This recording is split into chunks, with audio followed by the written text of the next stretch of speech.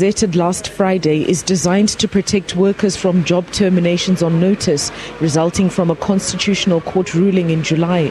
The court upheld the common law right for employers to dismiss workers after giving them just 3 months' notice and without giving reasons.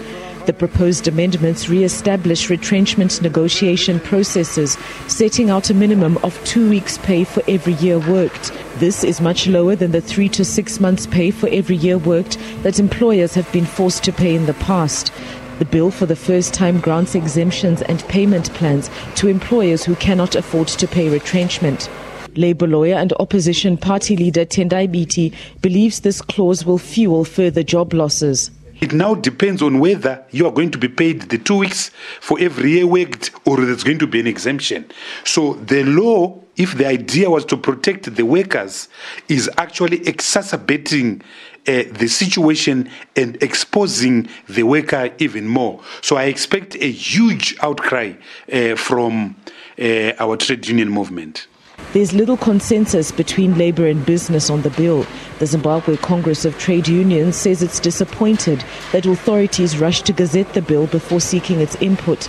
Business, which has called for greater flexibility in labour laws, believes that government did not listen to them. They've been pushing for 1 week's pay for every year worked and greater labour dismissal flexibility.